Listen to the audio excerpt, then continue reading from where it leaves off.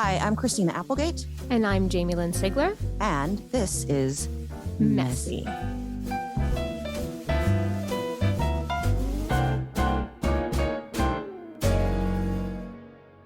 Hello, everybody. Welcome to Messy. This is Jamie. I have my and a half asleep co-pilot. Christina. My half asleep co-pilot, Christina. That's why we have co-pilots, right? Yeah, because this would not be a good thing if it was just one. I'm gonna If fly I was in this charge of the plane. ship, this would be really, really bad. Right I now. got you, Sorry, girl. guys. MS fatigue, MS nap. You know how it is. Most of the people listening to this know. Yeah, you can't hear alarms. You can't. Anyway, all right.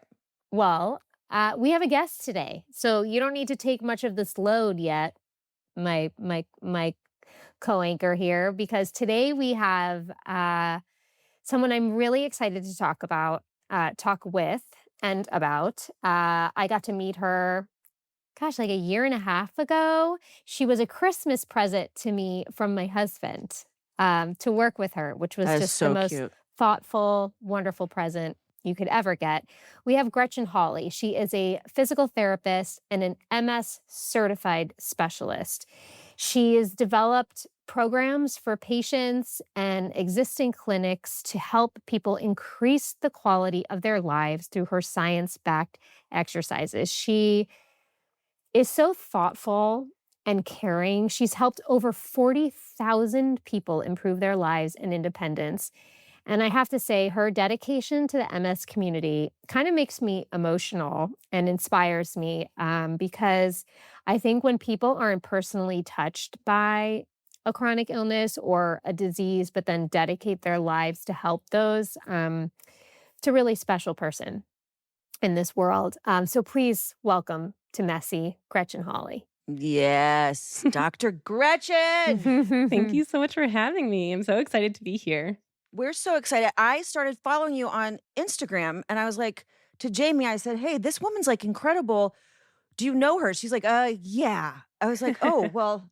Yeah, who we is this DM lady? each other back and forth as if we weren't already seeing your posts. Like, we'll get into this, but the way that you can express and like define what we are feeling, like, is better than the way I can describe it, and is really helpful to be able to communicate to others, to your family members, to your friends, to those around you, and even to yourself, what is actually going on. So let's take it back to the beginning first, Gretchen. Can you just give our audience a little bit of a background of your story and how you got involved in the work you do today? Yeah, absolutely. So, and also, I don't want to forget to say this. Your podcast has been so helpful. I hope you know how impactful it is. As you've mentioned, I've treated so many people with MS virtually and in person. And so it's really easy for me to see that a lot of these symptoms and experiences are common, but when you're the person experiencing it, it can feel really alone and like you're the only one experiencing it. And so it's easy for me to see that others aren't alone in these symptoms or experiences, but they don't feel that. But your podcast allows people to feel that, and they feel seen and heard and less alone. And I think that is so powerful because I'm just one person and I can say, hey, you're not alone in that. But to believe it and know that there are others out there feeling that too is completely different, and it's so much more impactful. So I'm so glad you guys decided to host this podcast. It's been so amazing. I am a physical therapist, and I feel so fortunate in that my first year of being a practicing physical therapist, my company that I was working for wanted to open a multiple sclerosis clinic. And at the time, I didn't know a whole lot about MS because a lot of physical therapy programs, they touch on MS one day. It's like one of lots of neurodiagnoses. And it's definitely not a deep dive. But I remembered liking all of my neuro-based classes, and I knew MS. I knew the basics about it, and that it had something to do with our neurological system. And so I kind of randomly was just like, yeah, I'll run this. But I'm the type of person where I'm going to go all in. And I knew this was a population who needed a different type of treatment, a different level of care. And I wasn't willing to just use orthopedic strategies for people with MS. And that became super evident. My first two patients, they were both around the same age, and they were actually around my age, which at the time I believe was like 24.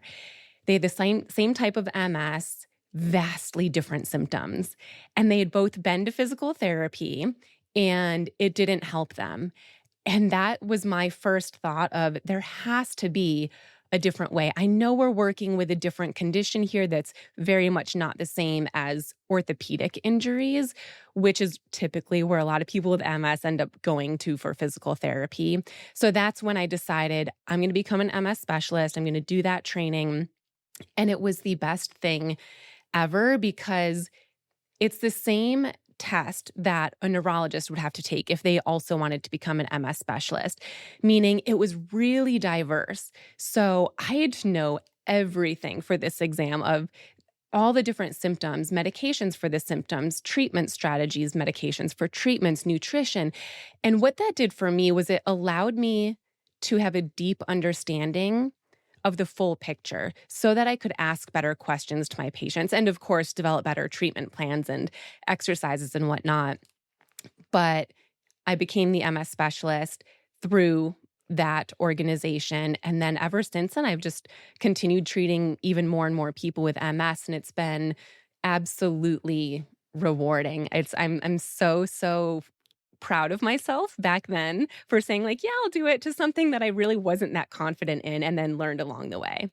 I think a lot of people that, I mean, I don't know what, Jamie, if you experience this, like getting a physical therapist, right? So it's the thing that your neuro goes, okay, now you got to get Uh-huh. stronger. And they just do the same shit without realizing that, well, this is a neurological disorder. And we've Right. got to check out those patterns and those like neurons. And that's like the difference. And that's why I love watching, you, because I see you, well, obviously, that like this is like we have to rewire, Yes. and you can't just like do a bunch of squats to get strong. Like you have to rewire what your brain thinks about squats. And Hmm. does your brain know how to do a squat? And then anyway, I'm half asleep still, but I love you, and that's what I'm going to say about that. Yeah, it's such an important point to make, though, because a lot of people, and this isn't to anyone's fault, because I think we just don't know. A lot of people aren't aware that when you have MS, yes, you do have weak muscles, but it's not just a muscular issue, it's the nerve issue. And so that's why a lot of traditional physical therapy doesn't necessarily help people with MS or other nerve-based chronic illnesses because the issues in the nerve. So we have to work on exercises that activate the nerves so that then the muscles can get strong. But if you're just focusing on leg strengthening exercises, it's less likely to have an impact. Yeah, what are your thoughts on like the power plate? Because I know that I can't even do anything unless I get on it before, like before I do anything. Like it gives me like a confidence, or I don't know, wakes everybody up. I don't know what Yeah, I'm sorry, Jamie. absolutely. You're like, I want to talk to my friend. No, no, please. Okay. I've had lots of time to talk to Okay. Gretchen. This is your time I to just get was to wondering because it ask. really is kind of amazing, and it really helps me to like, because it starts to get the little brain to like shake up. I don't know. Yeah, absolutely. There is so a lot of what I share is research based. I never want to just share like, oh, I think this is helpful or not. But research actually does show that vibration therapy can be extremely beneficial for lots of different things, from waking up the nerves. So everything that you're saying is very valid, and research does show that to be true. It can help with spasticity. But one unique thing that the research shows about any type of vibration plate is that the best one is one that vibrates up and down versus just side to side or back and forth. You want it to be going up and down against gravity. That's specifically the type of vibration that might be the best for waking up the nerves, waking up the muscles, balance, spasticity, things like that. Oh man, now I've got like these big machines in my head. Now I'm like, I got to get a back Well, and maybe forthy guy now. maybe yourself. Does your not do that? It doesn't go up A and lot down? of a lot of them have multiple settings. I have two. Well, I've got, like I said, I that's the brand that I said is what I Yeah. have, and I've got the one like little one for my bedroom, And then I have the big daddy-o with the screen on it down in my gym, and I don't think it does that. So now I'm like, "Damn. Okay, sorry, that's just my own, horror in my own head that now I need something else in my Let me house." just also share any vibration therapy can still be helpful. That's just what's been shown to be most helpful. So Mm. it doesn't mean that it's not going to work if you don't have that up and down version. Right, right. So, a lot of our listeners are newly diagnosed. A lot of our listeners have been living with this for decades, like me. I can speak from experience, right? I've lived with this disease for almost 24 years.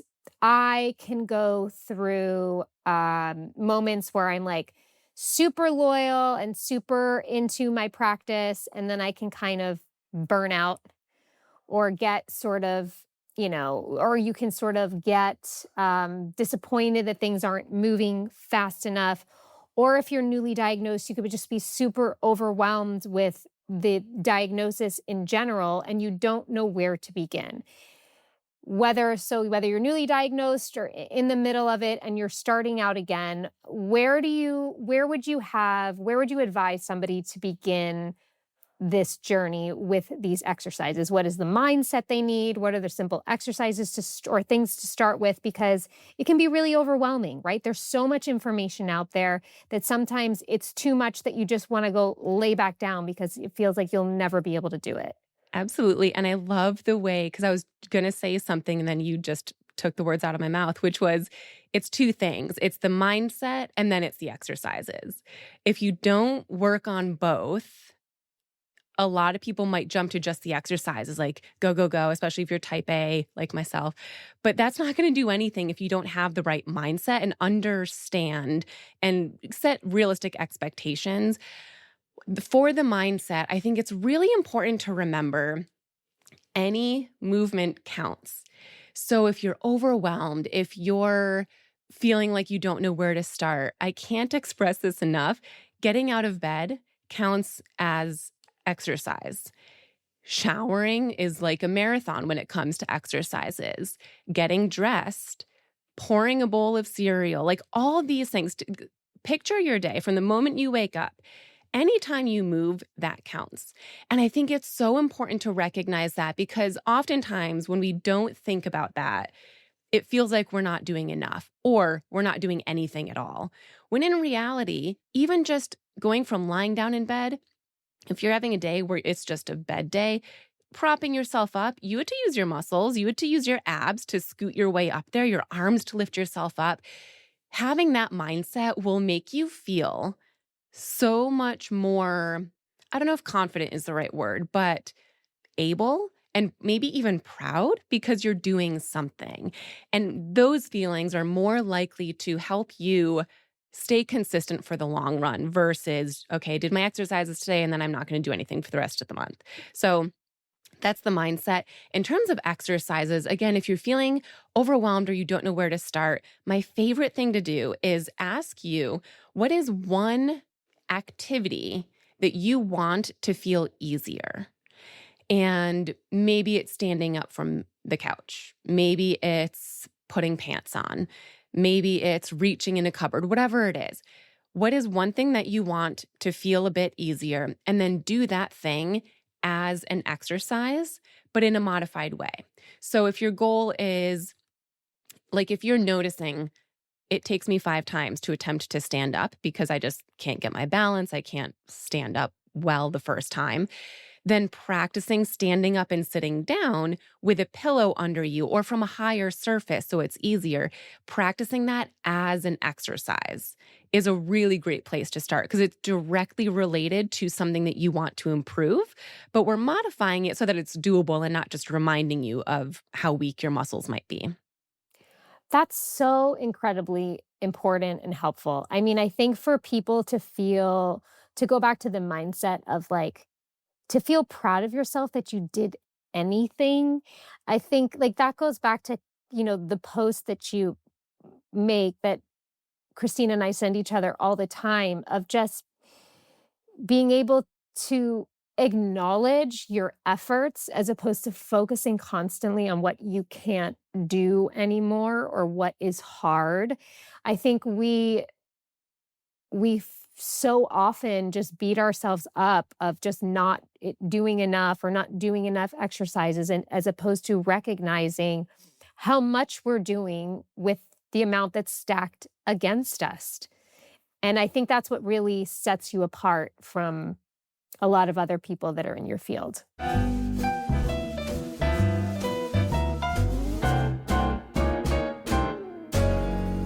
Support for Messy comes from ZocDoc.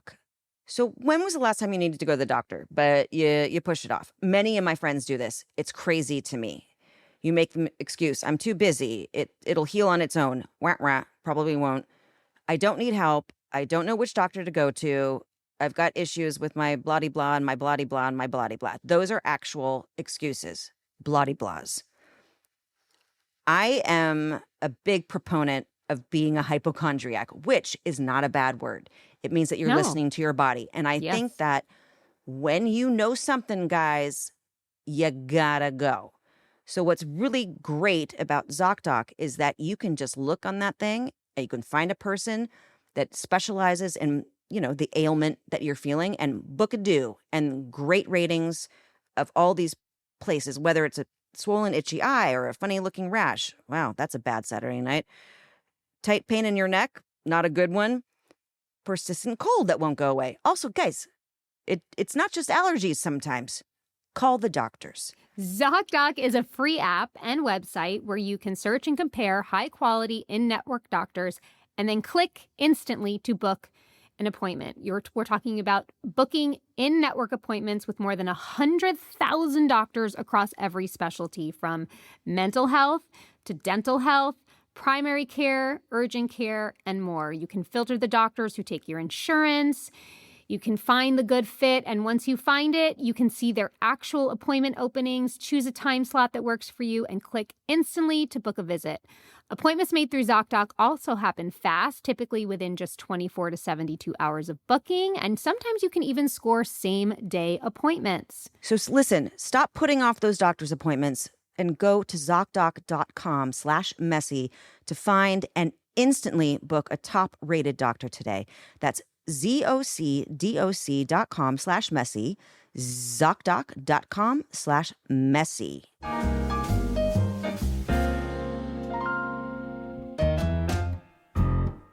One story that always comes to my mind as I'm talking about this with others is I was working with someone and her daughter was living at home with her, and her daughter was sick. And so she was quarantining. So she had to stay upstairs.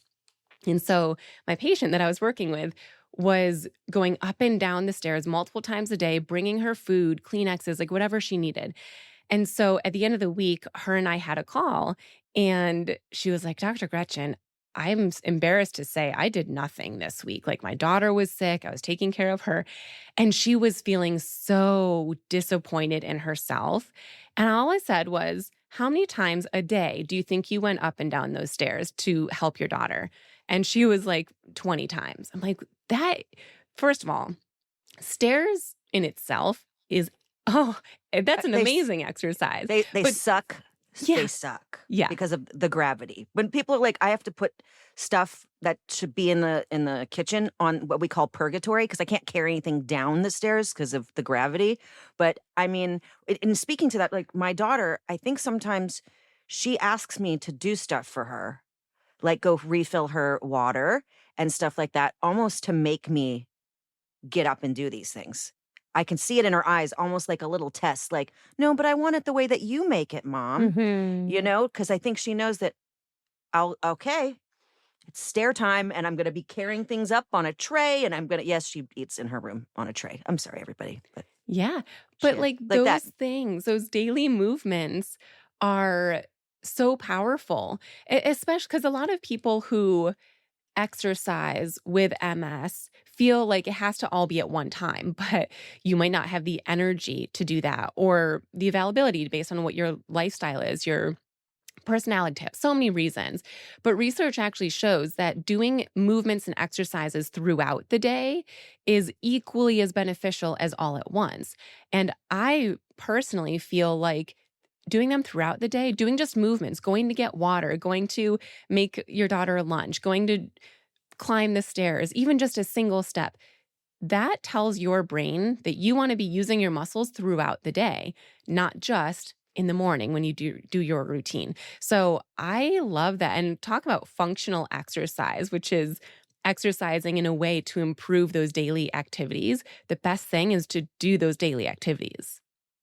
And also, I think it's just such a life lesson in general of like starting small, right? Like, Yeah. I just want to stand up better, right? It's not like I want to walk a mile. Sure, we all would love to be able to walk a mile or two easy and chat with our friends and not think about every step and look out at nature and enjoy the world. But like, let's start small because I can only Hmm. imagine that seeing an improvement in just something very small can motivate you then to the next step and the next step. Is that how you find a lot of your patients, improve is just accomplishing one goal at a time? Absolutely. And there's a really amazing book called The Gap and the Gain. And the idea is that if you're looking just at your big goal, so let's say you do have a goal of walking a mile, or even like walking from your car to the baseball field on uneven surfaces. That's a big goal. There's so many factors. So if you're only looking at where you are now to that goal, you're looking at the gap, like how far do you have to go? But if you're looking at it from, well, I used to be able to only make it from my car to the grass well, and now I can make it halfway on the grass, you're looking more at the gain, like how much have you gained? And research has shown that you're much more likely to actually reach your goals and see better progress when you're looking at it through the gain. I'm constantly reminding people to think small. And it's so funny because so often when I'm working with people, they'll tell me the tiniest of wins. And I get this huge smile on my face. And they're like, why are you smiling so big? Like, this is nothing. But it is something, especially when you have a chronic illness. Every tiny little thing matters. And as again, we're talking about mindset, acknowledging that can be so powerful for staying consistent with whatever it is that you need to do to reach your goals. Absolutely. And another thing with MS is I think, and I'm sure you find it's like, is it a cold or is it MS? Is it, a UTI or is it MS? And something I think that's like on the topic of everyone's brain, at least women and probably men because they're victims of it, is menopause. And you did a whole thing about, is this menopause? Is this MS? And also how they are connected. Can you talk a little bit about that? Because I feel like we're talking all the time about perimenopause and menopause and the profound effects that they have on our body, and particularly a very sensitive body when you live with something like MS. Absolutely. As you mentioned, there are so many things that could make you wonder, is this MS or is it something else? And sometimes doctors will just say, oh, it's MS. And that's almost like the easy answer because, like, well, you're already on medications for that, or we're already doing something for that. But in reality, it might not be MS and it might be something that is treatable, or, there's a different treatment strategy for a UTI, is a great example. A lot of people might experience worsened symptoms such as fatigue or weakness, vision changes, balance, and they didn't know it, but they had a UTI. And the same can go for menopause, especially perimenopause. And if you don't know that you're in it yet, so many symptoms. I was just at an MS conference and they listed like 15 symptoms of MS that are also symptoms of menopause. And so not just that, but one really common symptom in MS is heat intolerance. And that's when your core temperature rises by at least a quarter of a degree, which is so, so little. And menopause can cause your core temperature to rise, which can make any symptom worse. So there's a lot of overlap. And if you are near or in perimenopause, I think it's really important to ask yourself, could this be something other than MS? And that often requires tracking your symptoms that you're having. And research shows that if it's a symptom that continues on for more than 2 weeks or so, more likely than not, it's menopause, not just MS. That's really helpful and important to think about. Did you want to say something, Christina? I don't know. Ah, Because I'm like, I have all of those things. I've been in yeah. menopause since 2017 and also was kind of misdiagnosed with UTIs this last year, like many of them. And finally went to a urologist. She's like, that's not, you don't have UTIs. And they kept putting me on stuff. So which is completely not what you were just saying. I'm just saying that's what was happening to me. But it was probably from our lack of motility and that, like our incontinence and stuff can cause like the blood test to show or urine test to show whatever. I don't know what I'm talking about. You know what I'm talking about. It Yes. wasn't a Yes. UTI, guys. Make sure. Yeah. Sometimes it's like something else, and it could be from the fact that we have issues with our bladders as well. Mhm. Hold on And to bacteria. Yeah, and I think it's really important to remember that when it comes to MS, it's possible to have symptoms for two different reasons. So, one would be like a primary symptom, which means it's caused from MS, it's caused from the disease process. There is a neurological thing happening due to demyelination that's causing that, like bladder symptoms and a bunch of others.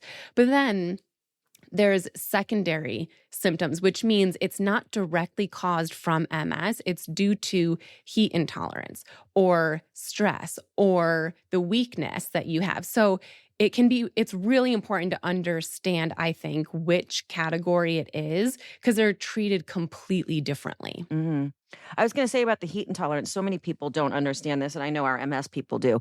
But like when people are like, "Come on outside, it's so beautiful out," and you're like, "No, Yeah. absolutely." And it even hurts on the inside because it's swelling the wood on your house, which is swelling your brain. I mean, it's such a weird thing, but people don't get that. Like we are physically affected by heat, even if Yeah. we're not outside.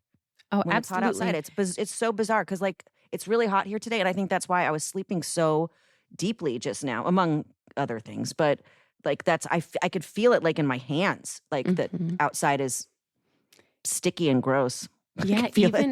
even if you're inside in air conditioning, if you have heat intolerance, especially if you're really sensitive to heat intolerance, but even if you're not, even being inside in air conditioning can make your symptoms worse. And it's so important to discuss that because a lot of people don't know that and they just assume maybe they're having a relapse or it's maybe a UTI or like something else is going on. And if you know that it's heat intolerance, or even if you just assume, oftentimes, cooling your core temperature down by sipping ice water, if you're able to take that cold of water, putting on a cooling vest, getting in front of a fan, those things can help. But I even have some patients who don't have heat intolerance, they have sun intolerance. So even in the wintertime, if the sun is shining on them, their symptoms will flare. So Oh, wow. everyone is so different. Hmm. Yeah. Oh, and and I will say that, and you are such a well of information for this for people, is that and maybe I know this because I've lived with this for so long too, that with each symptom, though, there is a lot of technology and there are a lot of tools out there to help, though, like a cooling vest. And I kind of, for lack of a better word, like raw dogged it for so long of just kind of like grinding through my symptoms until I finally accepted what I had and that I could have some help, like a cane, like a neck fan. Like, you start to get to this point where you're like, I want to still fully participate in my life and I have to accept my circumstances. So I have to accept some help. And there are a lot of things. What are some of the things that you have found, in your work and in your research that have been really helpful for people? Because there's so many devices out there. There's so many, it can be very overwhelming. It's so many. I do think a cooling device of some kind, and I hate using that word device, it sounds so medical, but a cooling product of some kind is always good to have on hand. You never know if you have heat intolerance or even if you've never had heat intolerance before, but now you do, it's just good to have something on hand. For that, I really do like a cooling vest. There's lots of different brands out there. I really like one called Thermapparel because it's super lightweight and it's designed for you to wear under your clothes. And I have found that if you're able to wear it under your clothes, people are more likely to wear it because it's not obvious that you're wearing a cooling item. So I really like that one. It's very lightweight. There's another product, Polar Products, I believe it's called, that also has cooling vests, but they also have cooling. Oh my gosh, I don't know exactly what they're called, but they're little gel packs that you can put in your bra and it keeps your boobs nice and cold. And then that can keep the rest of your body nice and cold. There's cooling wristbands. So I really like cooling products and a neck fan. Mobility aids of any kind, whatever you feel comfortable with, is on the top of my list. That's probably number one because so often it's kind of like a catch-22. People assume, well, if I use a mobility aid, I'm not going to be getting stronger and I want to be getting stronger. But both can happen at the same time. You can get stronger and use a mobility aid.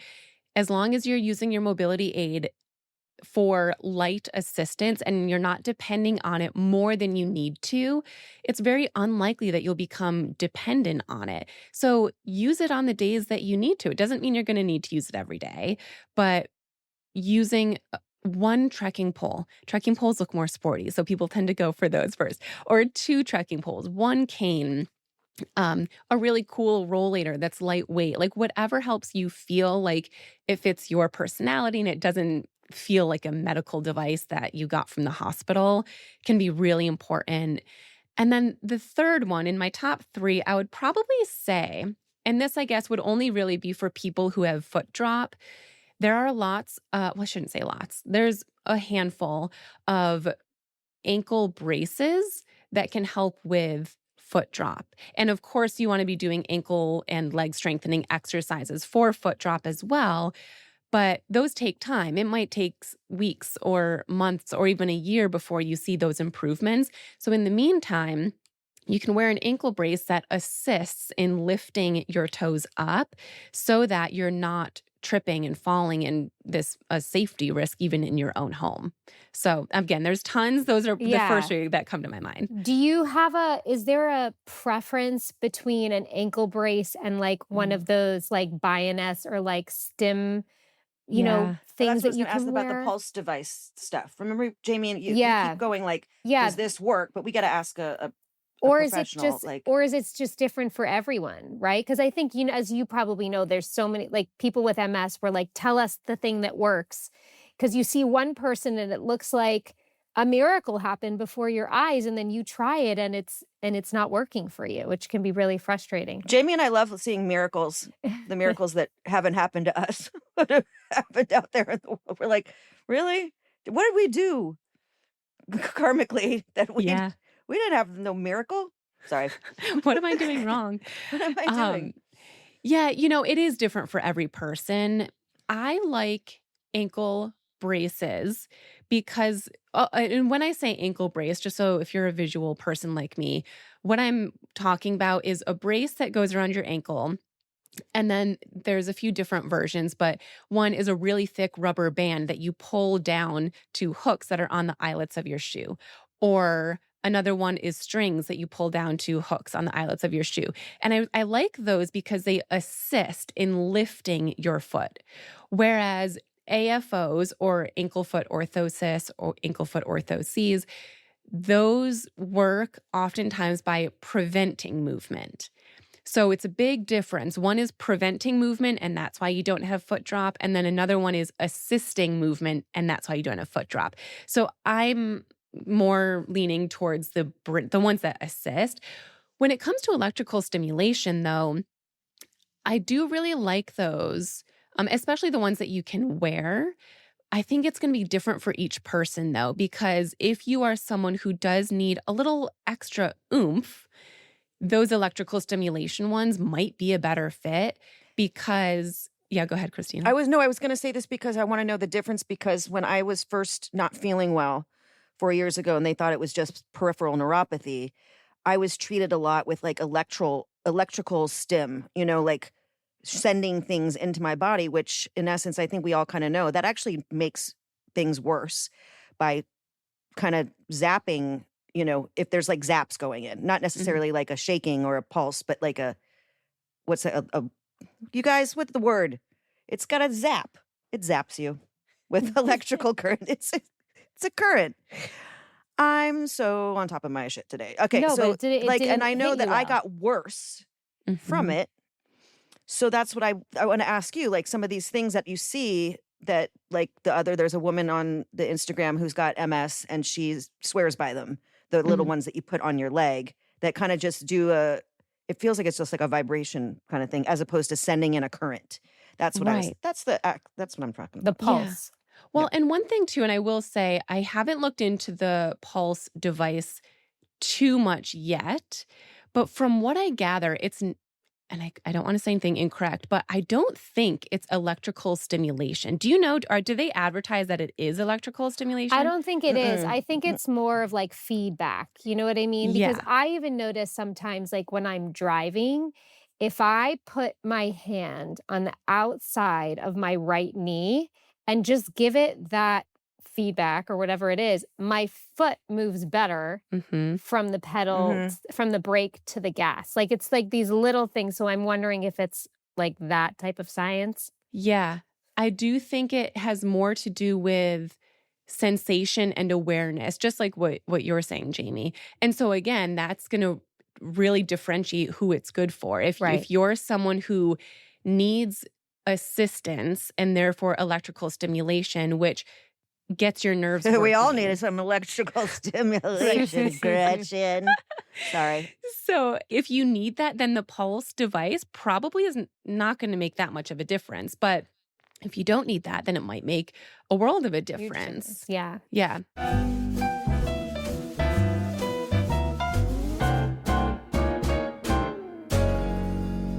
Support comes from Mudwater. Mudwater has an OG blend of cacao, chai, turmeric, and adaptogenic mushrooms that help you feel focused without a crash. And the best part, let me tell you how I like it. I like it over ice. How do you like it, Jamie? I like it over ice. I mix it with cold water, sometimes milk. I shake it up, pour it over the ice, and boom, I have my most refreshing feel-good boost that actually helps me stay balanced. Every single ingredient in Mudwater is 100% USDA certified organic, non-GMO, gluten-free, vegan, and kosher. There is also 0 sugar and no sweeteners added. We're putting this in place of coffee. Coffee just doesn't hit everybody right, but sometimes we feel brain fog. Sometimes we feel jitters from it. Sometimes we feel like we need that good, sustainable energy without the spikes and crash, and that's where Mudwater comes in. Each ingredient in Mudwater serves a purpose. There's the hint of caffeine, has like a hot chocolatey-like flavor. The lion's mane's in there for focus. The cordyceps are there to promote natural energy. They also have matcha. They also have turmeric, and they also have a rest kit where basically you can use it to help you unwind, help your sleep quality. You relax into these like nutty rooibos, floral chamomile chai spices for a cozy end to the day. You know what I'm saying? But also that lion's mane, man. Yeah. That's the wave of the future right now. It is. It is. Let's jam with that. So you jam with ready to some make lion's the mane. switch to come cleaner energy? Head to mudwater.com and grab your starter kit today. Right now, our listeners get an exclusive deal up to 43% off your entire order, plus free shipping and a free rechargeable frother when you use code MESSY. That's right. It's up to 43% off with code MESSY at mudwtr.com.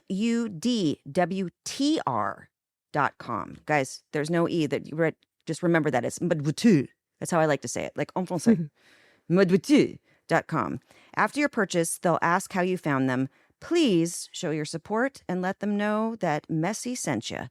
Keep your energy natural and refreshing all year long with Mudwater, because life's too short for anything less than clean, delicious energy. Support for Messy comes from Beam. Let's talk about sleep, guys. We talk a lot about sleep here and the different ways to help you with sleep, because sleep isn't just about rest. Sleep is when your body repairs, it restores, and resets.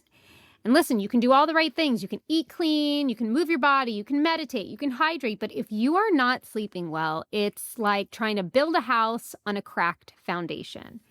And sleep has not come easy for me in my life. Sometimes I go through stretches where I'm just like laying there for hours, my mind is racing, and I know that my body is going to pay for it the next day. And it doesn't matter what else I'm checking off in my wellness routine. If I am not sleeping, I am not functioning. And that's why I rely on Beam's Dream Powder. It's a healthy nighttime blend designed for people who take their sleep health seriously. It has science-backed ingredients like reishi, magnesium, L-theanine, apigenin, and melatonin. So Beam's Dream Powder is formulated to help you fall asleep faster, stay asleep longer, and wake up sharp, has no grogginess like other sleep aids can give you. It's just clean, effective support for real recovery. So listen up, guys. Right now, Beam is offering up to 40% off their best-selling Dream Powder for our listeners. It's perfect timing to lock in your summer sleep strategy.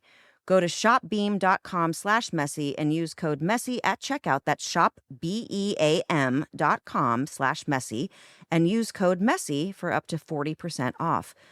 Grab the deal and give your sleep the same attention you give the rest of your health today, because honestly, if you don't sleep, all the other stuff goes burp, burp, burp, burp, burp. And that's my professional opinion.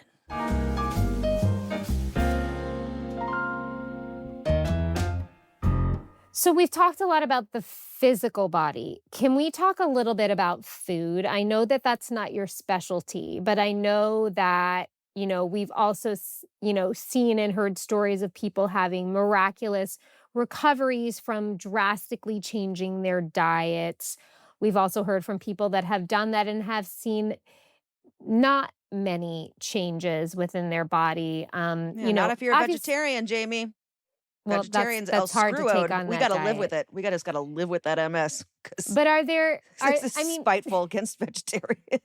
Sorry. Sorry. Gretchen, this is what I'm here for. I love it. I think sometimes, you can get frustrated with the parameters in which you're being told, like you have to live and you have to eat. But also, so I've tried to shift my mindset of being more like, I just want to be healthy, like not even just about MS. Like I just want to take care of myself as anybody would and want to. But are there any certain foods or any certain dietary restrictions that you have found have been really helpful, like amongst a lot of your patients, that you could recommend for people with MS that are overwhelmed with all of the diets and tips and tricks and things like that? So I'll tell you what the research shows, and then I'll tell you from personal experience with my patients. So research shows that there is not any diet that is better than another, but that a general, as you just said, a general healthy diet is really what you want to be aiming for. And it sounds like that's not the answer that you want, but a lot of people are not eating a general healthy diet. And we actually just had a registered dietitian in my program to talk to my members, and she said that according to MS research at this time, it's the basics. It's getting enough fiber. I believe it was like 30 grams or something a day. And she said on average, the average American is getting not even half of that every day. So making sure you're getting enough fiber, enough vegetables, enough fruits from all different colors, like not just green things. There's different nutrients in every different color of the vegetables and fruits, making sure you're hydrated enough, complex carbs, like those basics is what likely will be best for MS. But as of right now, there's lots of different diets out there, and diet is always the most heated discussion anytime I go to an MS support group and someone mentions diet, because as you said, someone's tried this and it worked wonders. Someone else who stuck to it just as religiously didn't help at all. Now, anecdotally, I will say that from my patients, low sodium, which is a general healthy diet thing to do as well, but sodium does tend to impact symptoms the most. I have a lot of patients who can tell when they've had too much sodium because a symptom is worse. Well, if you think about when you have too much soy sauce or whatever, your Yeah, hands get swollen. Well, exactly. our brain gets swollen, or Yeah. wherever we have our brain herpes. That's what I call them.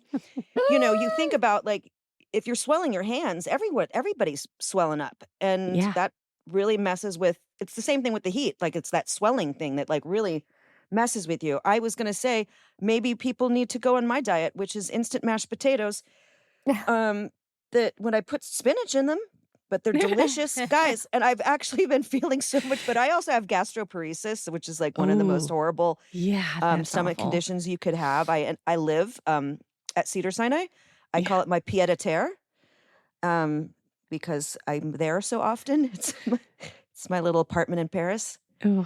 Anywho, I don't know what I'm talking. I'm talking about instant We're mashed talking potatoes, guys. sodium. It's so, and it's really buttery and really salty, but I feel much better. Yeah. I I love mean, them. and everyone, again, I hate this answer because it's really not helpful, but everyone is so different. Like some Yeah. people truly Yeah. might feel better after mashed potatoes. Like truly they might feel like more energized. I know some of my patients will be able to walk better after they've had an alcoholic beverage versus before. So like Isn't that the case? But I Like find you're doing it, you're walking better, and then all of a sudden you're not walking yeah. better. right. Well, she There's said one. Yeah. It's one, not like 50. Right. But that's actually feels that makes me feel good in my body hearing that. And that feels really empowering because that gives you an opportunity to be like, oh, I can listen to my body and figure out what works for me. That feels less constrictive. That feels less rigid. That feels like you're living life more, right? Like you can sort of like be in a better flow with your own body and your own needs as opposed to like, this is what you have to do and this is how you have to do it. Which can be really overwhelming. And I imagine like can only layer on to the fatigue that you're already feeling from the Mhm. disease itself. So I really like hearing you say that. And stressing out. Hi, guys. Right. What's number Exactly. one? Yes. What's the Yeah. number one fucker of our disease is stressing out. Yeah. So why do we want to stress out? You got to, we all Yeah. know that like the second we have something, oh, okay, there goes my fingers. They feel weird today. Thank you, stress or Yeah. person that's a Right. dick. Sorry, Gretchen, I cuss a Yeah. lot. No. Well, and one thing that I've heard too, for anyone who is like, okay, well, I'm going to try low sodium or I'm going to try whatever plan feels good for me.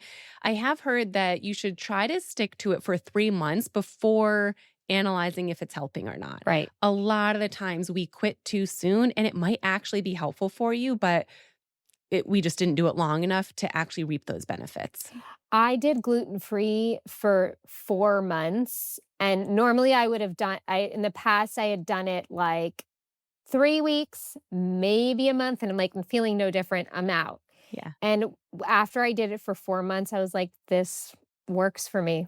Mm-hmm. It does. It does. And when I cheat or when I have a little gluten or I'll be on a vacation and have it for a couple of days, I feel it. So it's an opportunity for me to really like understand my body and its needs. And I had to give myself those few months to really know. Yeah. And I actually was working with an acupuncturist once, and she was saying that specifically for gluten, but I imagine it might be similar for other, like maybe dairy or other ingredients, is that it takes 3 months of not having something for it to truly leave your system. So maybe that correlates to that 3-month Yeah. guideline. That makes sense. There's so many things we want to talk about with you that we have to jam into this hour. So one thing I got really excited about seeing on your Instagram page was this course that you're making, where you are basically taking all of the research and all of this information about medications and advancements and studies about MS and basically dumbing it down for all of us to finally understand. So can you please tell our listeners about it and when it will be available? Because I'm really excited for this. We're really Yeah. excited about the myelin repair Well, possibility. of course. Oh That's my! the I started goal, right? crying, Gretchen. I was like, if that could happen, oh my God, please. Mhm. Sorry. Yeah.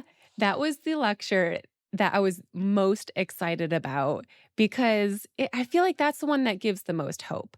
So, yeah, that, and funnily enough, that lecture, so this conference that I went to was 3 full days, and that one was standing room only. Literally, like you could not find a seat Well, that's the anywhere. dream, right? That's Yeah. the hope. That's the cure, maybe, whatever it is. Yeah. Yeah.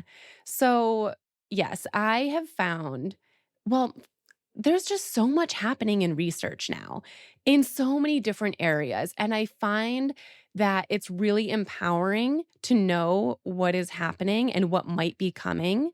But oftentimes, it's in scientific journals and research journals or these 90-plus minute lectures. And really shared in a way where it's just a lot of medical jargon. Like they're sharing the results of this was greater than P equals zero point 0.5, which means blah, blah, blah. And it's a lot to understand. And so I'm a huge advocate for knowing what's going on in research, but I like to break it down so that it just makes sense. Because a lot of this stuff, too, is maybe not the most important details. Like, we just want to know, like, tell me the key takeaways. What do I need to know about this? So that's what I'm doing in this course. And I went to so many lectures. Oh my gosh, I totaled up the number of hours, and I think it was like 27 hours of lectures that I was sitting in. I had over 50 pages of notes. And so there's 10 different topics. The one I'm most excited about, as you guys, is the remyelination. But we touch on that. There's one on menopause, genetics in MS, vaccines you might want to be considering if you have MS, exercises and mobility and spasticity updates, BTK inhibitors, which is a specific type of disease-modifying therapy, complementary therapies. So just really across the board, different ways to be managing MS and what research is showing to be true about that. So, yeah, it launches on July 21st. So, I just finished recording all of the presentations. Now we're kind of working on all the other stuff, the I'm slide so decks. excited. I'm signing up. That's what's Can't happening. wait. Yeah, I So can give you excited. guys the link if you wanted to share Oh, it. we'll get a little. Thank you. Yes, we will I share don't know it how with, to share links, so it's going to be on Jamie I got you. because We'll she's share it with our younger messy than I am. community and all. I don't know how to do it. We'll share it with our messy community for Yes, sure. please. But speaking of our messy community, we got so many questions for you. People were just dying to be able to have like access to you to answer their questions. And some I'm seeing you've actually already answered in our talk today, which is great. But we got a couple about red light therapy. What are your feelings about red light therapy? We're hearing so much about it. So a lot of people wanted to know about that. Yeah. So research is showing that red light therapy can be helpful for fatigue. And anecdotally, there's been a lot of people with MS trying red light therapy for specific muscles. And they have found that not that it helped improve strength, but it helped improve comfort in those areas. There was actually a randomized control trial that looked at just one person and their ankle dorsiflexors, which are the muscles on the front of your ankle that can cause foot drop, that muscle worked better after red light therapy. Meaning red light therapy on that area of the Yes. body or just in Okay. general? On that area? specific area. Okay. So Gretchen, that's where for me, and as we know, Jamie and I are very different with our symptoms, but my ankles feel like they're being sawed off all day long. That someone has got a saw and is going through my bones, and I'm wondering, like, I'm so afraid of foot drop. I'm like really afraid because right now I can still like walk, and I use my cane out in the world more so that people kind of leave me alone, get out of my way a little bit, but also if I lose my balance, obviously then I'm not on the floor. But that my ankles, like I'm really excited. I need this because like I'm sitting here right now and they are burning, right? They're at like an 11 of pain. So I'm wondering about that. Yeah, I mean, One thing I like about red light therapy too is there aren't any negative side effects. It doesn't get hot enough where you're going to experience heat intolerance. For Right. most people, you either notice a positive benefit or no benefit. So I like that. I like when it's those two and not Yeah. a negative side effect. Christina, though, for burning or really any type of Mm. sensation in your feet or your hands, one thing that you could try is putting your one foot or both feet in a bucket or Ziploc bag of dried rice, sometimes feeling different textures. So, dried rice, you'll feel like Oh. the dull side, but then also the sharp edges. And let me just share, it likely might feel worse before it feels better. But when you do that for maybe 5, 10, 15 minutes, it can actually wake up the nerves a bit. And so it can lessen any abnormal sensations, burning, tingling, pins and needles. Okay, so I was the other day, and I have to say this because I've never heard Jamie said this, and I haven't heard anybody else talk about this. I had to go out to the yard to get something, and the little pebbles. The pain that I felt walking out there without my shoes on, I literally had to lay on the ground and scooch myself back to the house because I could not put my feet on pebbles. The pain, I've never felt pain like that. I thought I was being like stabbed to death. Is that something like with the rice? Like, is that something it's like feeling the pain to get past the pain. It's like when you have a sunburn and you get into a hot shower and it kind of makes you get over the pain of the, A little bit that's a like very that. Yeah. 70s thing to do. Yeah. Just get in the It's hot bath. It's called a desensitization exercise. Hmm. And the way that it works is you basically make it sensitive, but then and you keep it sensitive. And eventually your brain is like, oh, okay, this isn't actually causing me, like, this isn't a threat. I'm okay. And it starts to lessen. Mhm. So it does Mm. often make Hmm. the tingling worse or the burning worse just for a little bit. And then it'll start to lessen because your brain is understanding, oh, okay, I'm not being shot right now, or I'm not literally stepping on nails right now. Like, this is okay. And then that's when the sensation can improve. Okay, I'm doing that. I'm doing that today, later. Yeah. Great advice. A couple of people wanted to know about testosterone. Because I've heard of men that have been on high doses of testosterone treatment and have noticed a difference in strength. I know they can be trickier with women. Have you seen in any of your research anything about testosterone? So, not a whole lot. It did get brought up at the menopause lectures that I went to, and you can get testosterone patches and in different forms of treatment, but what I know of it was mostly in reference to hormonal changes during perimenopause or menopause, not just to get more muscle. So I haven't seen anything on that. Okay.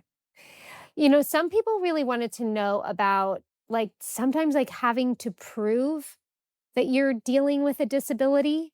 Mm, I know I've had to do that on airlines sometimes, like asking for pre-board and they're like, "But you look fine." And I'm yeah. like, "But I have a disability." We Some love when people people say that, Jamie, don't we? Do you even have MS? yeah, Because it it's doesn't just seem like you do. Ugh. it's Sorry. very hurtful. And sometimes people get it from their doctors, their employers, from insurance providers. So I know this may feel like a big ask for you to, answer this question, but I imagine with all the people you talk to, have you run into this with other patients? Absolute. I would say 90% of them. Wow. Yeah. And I think one thing that collectively we've decided is that practicing something that you can say that helps you feel confident, but not like you're oversharing, like you feel good about it, that just is to the point. Practicing that so that when it happens, because usually you're caught off guard. So when it happens, you've rehearsed this and this is what you can say. For a lot of people, having a strategy like that, not that it makes the situation any easier, but you at Right. least aren't like fumbling for your words Yes. and then trying to defend yourself, which you shouldn't have to do anyways. So So I thinking shouldn't in just start advance. drooling. It's kind Yeah. of that. This happened to me recently, and I kind of just wanted to start drooling Yeah. I mean, and like yeah. noodle Show down of to the ground, just Yeah. noodle. Well, because especially when your symptoms are invisible, right? Like Yeah. you don't look like you have a disease. And so Yeah. therefore they assume nothing's happening. So Right. Yeah, which I like Christine said earlier, like sometimes just carrying a cane just so people know. But Yeah. even then you can get the judgment too. Yeah, but that's really helpful. I think rehearsing the statement empowers you, makes you feel like you're ready with your answer, you're confident in your answer. I think that that's really, really great advice. And drooling. And or drooling.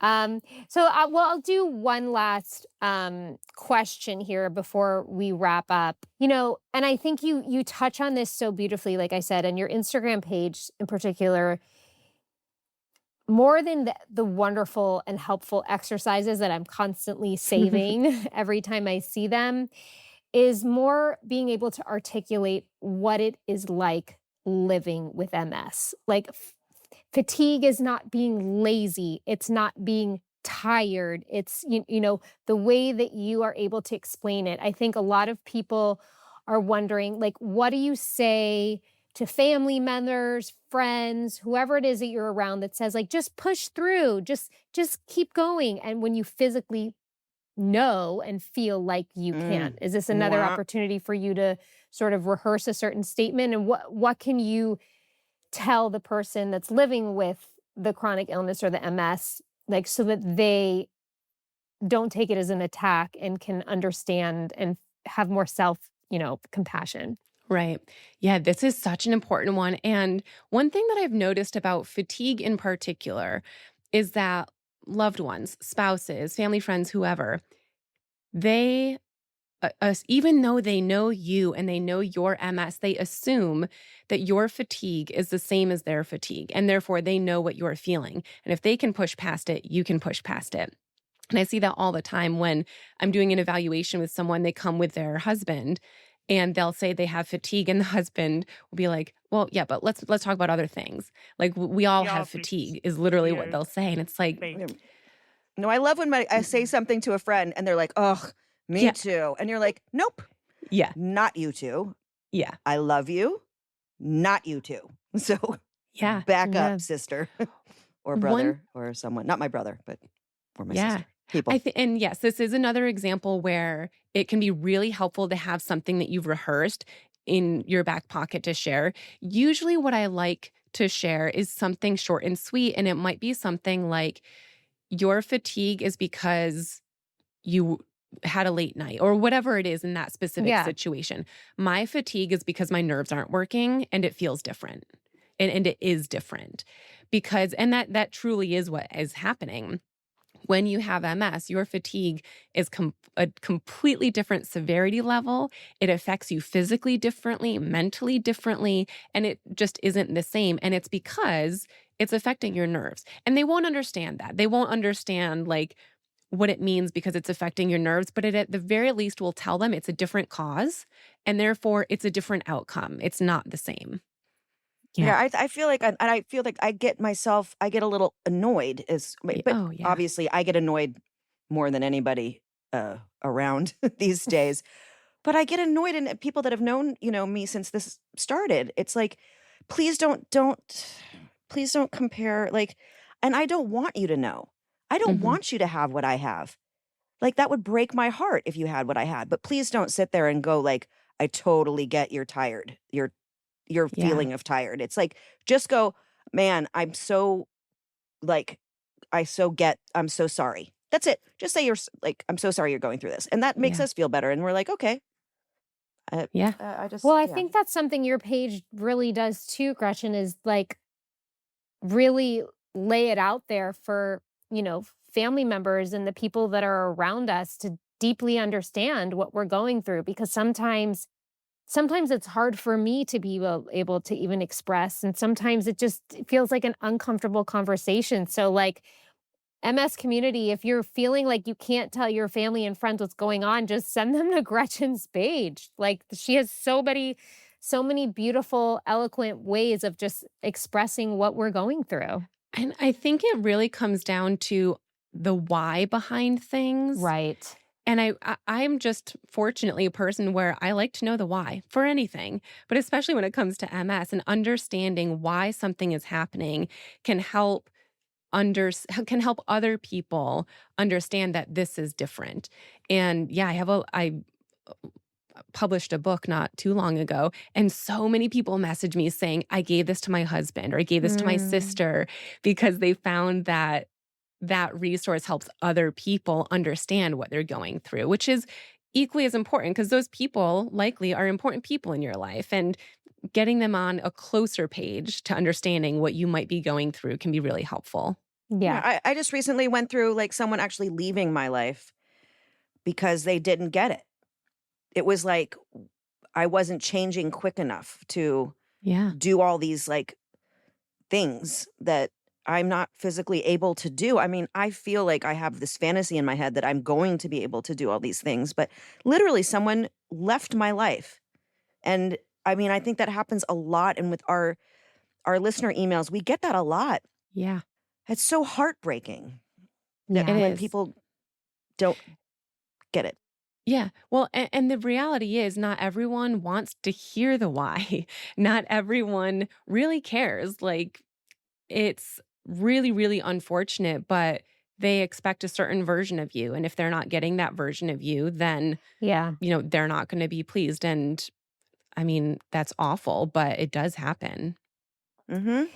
Well, and also like feeling understood, I can only imagine is good for the nervous system, right? It just makes you feel calm. And those are all states, right, that we need to be in to really thrive.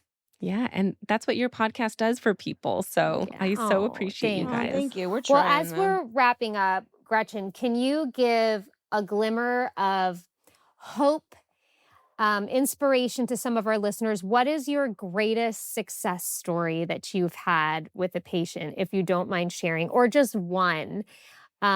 Just to remind everybody out there that change is possible, even if it's small, it will make such a difference in your life and that you're worth fighting for. Like this doesn't have having this diagnosis doesn't mean that it has to just all be done. Absolutely. So, and honestly, like 50 stories flood to my mind. So I'm like, I'm which one's gonna be sure. the best one? Oh, Um, sorry to put you on the spot. I've got a good one that I'm gonna share because it's one person who has experienced a lot of success and others have experienced similar phases of success. So, this one client in particular, when she started working with me, she was mostly using a rollator, or sorry, no, mostly using a wheelchair and then a rollator every now and then. And through our work together, she would walk around her area that she lives with her rollator. And that was a huge improvement for her. And then she was actually able to move to trekking poles and then also to no mobility aid. And not only that, but she went to a wedding with her spouse and was able to dance at the wedding. She was able to get my heart's like racing as I'm sharing this because it just like makes my heart so happy. She's able to get dressed without falling over, which Mm-hmm. if Yep. you don't have MS, it sounds like Oh my silly, gosh, right? yeah. But that's No, it's not huge. silly, guys. We topple. Yeah. We topple. And I think one of her most recent successes that I really love has nothing to do with her physicalness, like walking on uneven surfaces or things like that, but it's her confidence. She fell and it was unrelated to MS. She just was being clumsy. She was going to sit down and she fell off of her stool.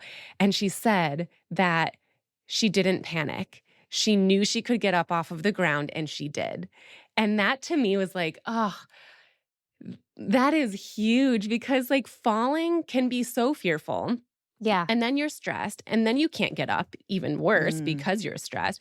And so just knowing that you have built enough strength and balance and functional movement so that if a bad situation does happen, you're going to be okay.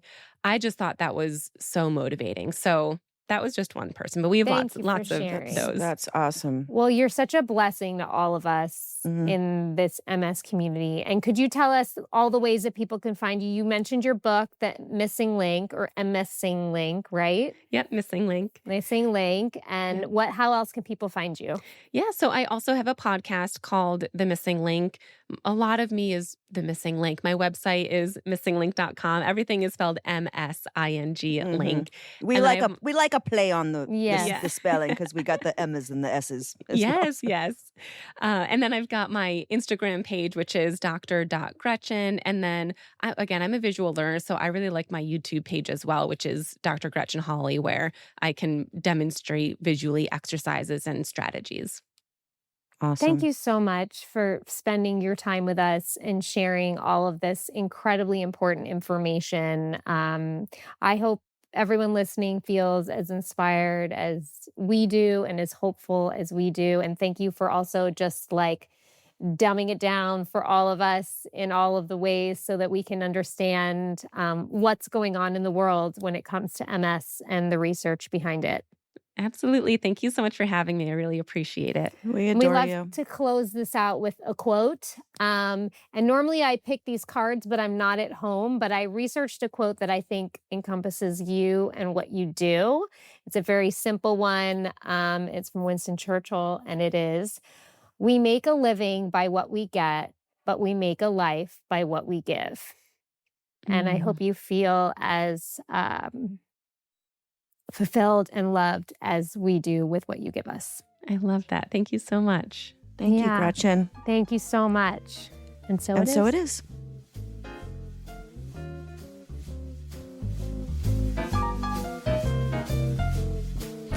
This show is executive produced by Christina Applegate, Jamie-Lynn Sigler, and Allison Bresnick. Our audio engineer is Josh Windisch. If you want to show us some love, don't forget to leave the show a rating or review.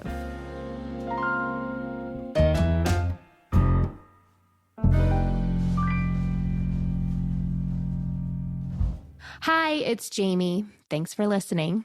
I just want to let you know I am a paid spokesperson for Novartis, but this podcast is independent from my collaboration with Novartis.